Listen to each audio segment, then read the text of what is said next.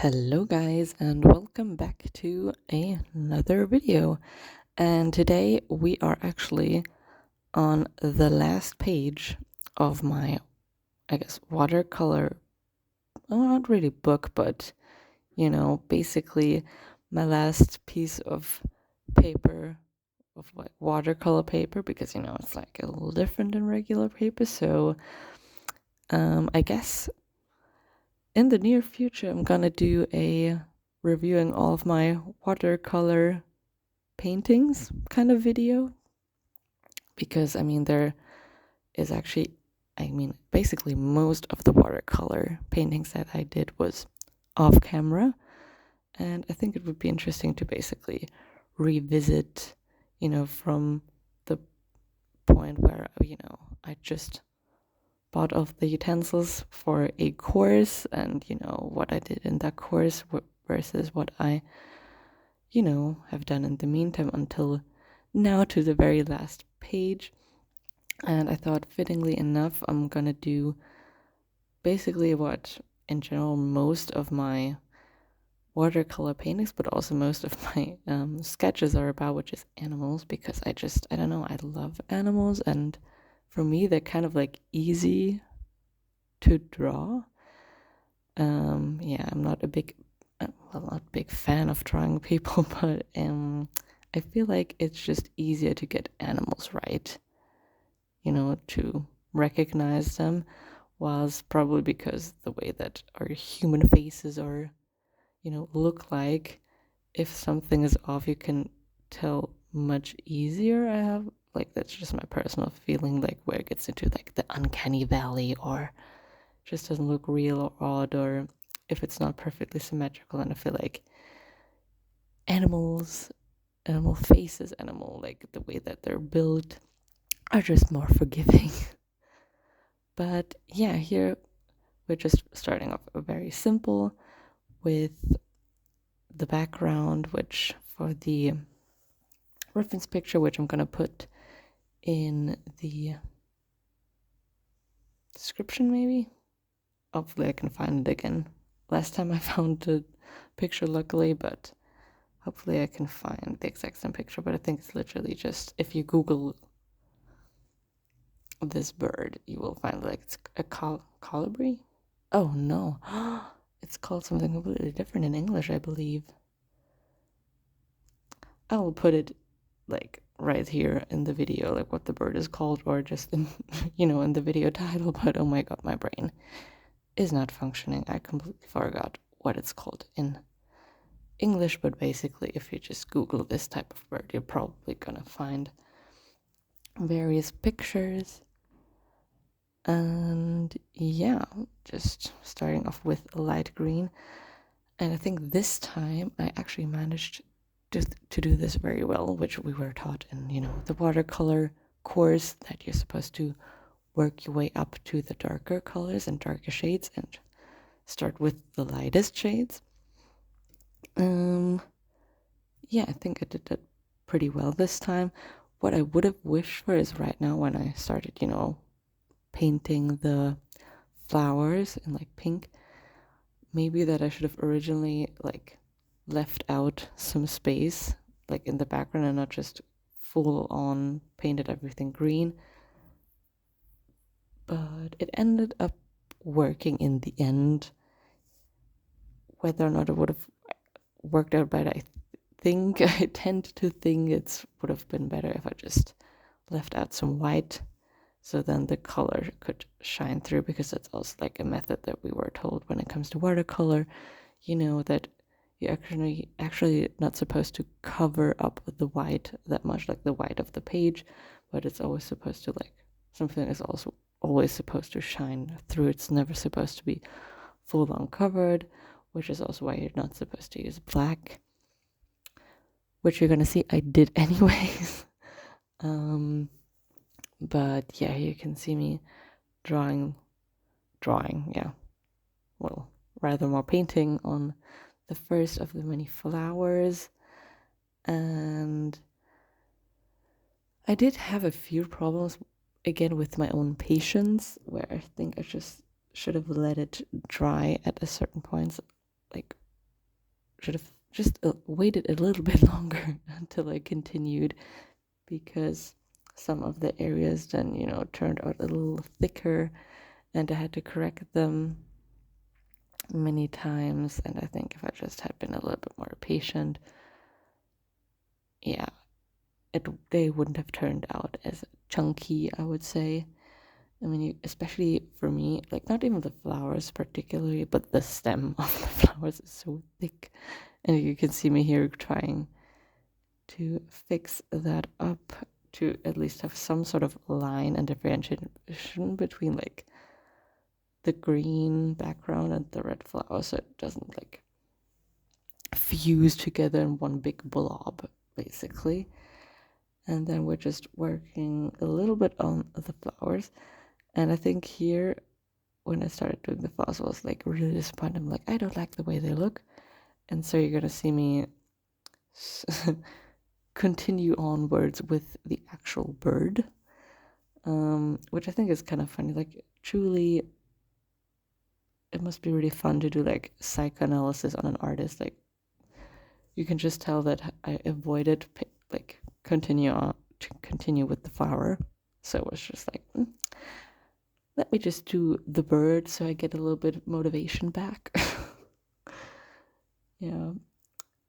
Work smarter, not harder, right? So I basically was like, not like this is hopeless, but let me get a break and then continue later with the flowers and just do something that will get my mood up a bit, because I was constantly correcting. And even though watercolor paper is really thick, I did not use the most prestigious brand. I literally just bought one off of Amazon. Still good, but obviously not like a brand name, like the best quality.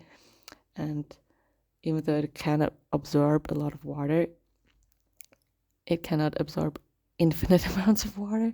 And so if you constantly add layers or then, for example, do corrections, it sort of like,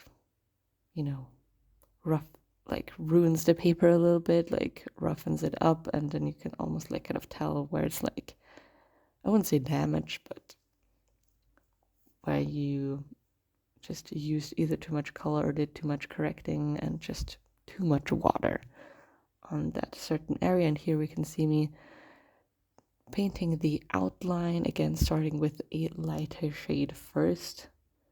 I'm very glad that I actually did this time around. And yeah, I kind of struggle a little bit with the color choice, because a lot of these, like a lot of the pictures that I looked at for this bird, whatever it is called, like I'm so sad that I until now I still couldn't think of the name.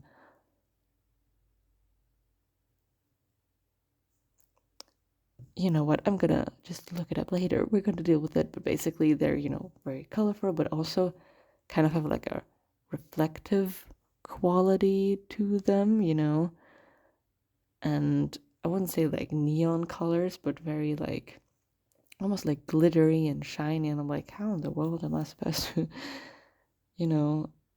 paint that?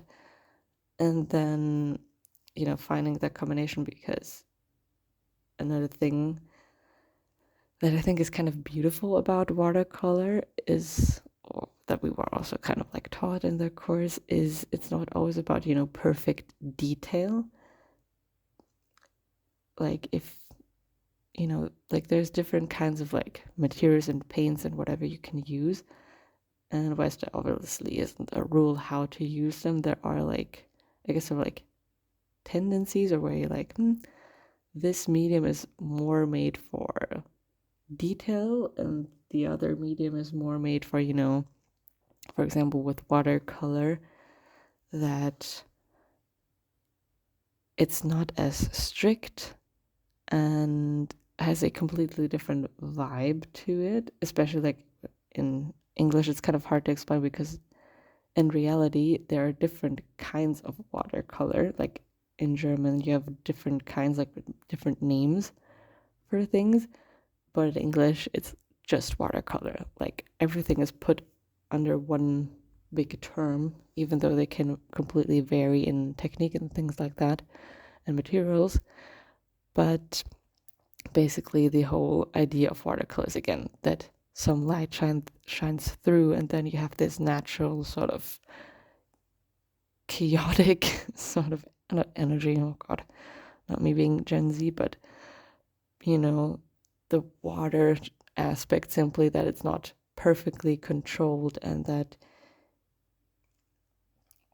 yeah, it has a certain quality to it and not as like perfectly realistic like the photograph. Something that I personally associate more with like oil paints and acrylic paints, because they're thicker, they're darker, and so more controlled, let alone, of course, when you draw with pencil. Like, I think that's probably one of the most controlled art forms, where it's really important that you have crisp lines, all the details are correct, and it can kind of like come off as harsh. And in watercolor, it's supposed to be like light, right? Like, you know, not very like heavy, not very dark. And the thing about detail and lines is that it automatically makes it like a little bit darker, I think. So you want to, you know, try to make the most out of not much, basically, like just a few like colors, very lightly, not too much detail, but still, you know, get what you want on your canvas to work, like get what you want. Like for me personally, it's kind of ironic when I review like and show you my other watercolor paintings, I can actually show you this phenomenon very well, where in my course there were two particular paintings, and the first one I spent a lot of time on, focus like on detail and whatever. Turns out really pretty, but then like in general, like you think, oh, this is just a pretty painting. And then I did another one where, simply because the course was almost over, I basically had not a lot of time left, and just with a few brush strokes and not a lot of detail or color or whatever, I still managed to make a really good painting. And for me, and as well as the teacher, like the person who held the course, we were both like, it's ironic how the painting that I spent more time on actually, I wouldn't say it turned out worse, but didn't encapsulate what watercolor is as well. Like you can basically tell, it's almost like you can read the emotion of the picture, like how it's like, you know, almost like not obsessive, but it's like, I want this to look good, whilst the other one has just such an ease about it. It's very light and it just feels more like what watercolor, oh my god, watercolor is about. And yeah, it's really interesting because I have some watercolor paintings where I basically use techniques that would be more associated with regular, like other paints, like acrylic or oil paints. And then I have other paintings where it feels like I got the memo of what watercolor is supposed to be a little bit better, where it's, you know, not as heavily detailed. And I think today's painting is kind of in the middle, because I think I luckily stopped myself soon enough, but who knows, maybe I could have done a little bit less darker, for example. But yeah, I think it's kind of like in the middle, because I did some details, like you can see here, like with the feathers at the end, kind of like harsh lines. The flowers kind of worked out well, but then it's like, oh, maybe I could have gone a little bit lighter and not as heavy like coverage. And the way the bird looks like right here actually looks really, really good. But I think I'm gonna go back in and actually make him a little bit darker. especially because when I add like the eyes, you know, obviously they're like black. And so again, impatience is never a good thing because, you know, it was still wet. And so then the black just kind of spread, which is not great. You can already see it a little bit here.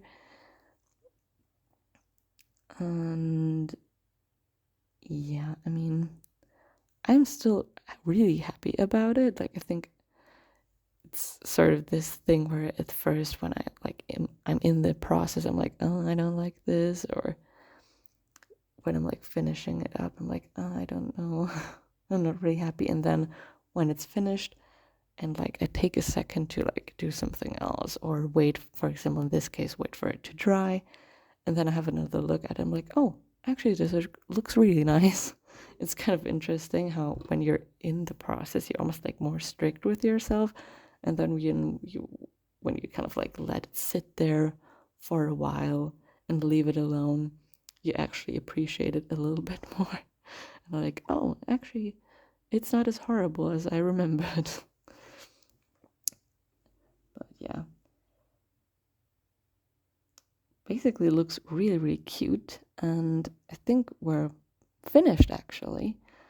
Maybe just a few little details added, just the last corrections, but that's basically it for today's video, and I hope you enjoyed my little rant and this little watercolor painting, and stay tuned and excited for next time. Bye!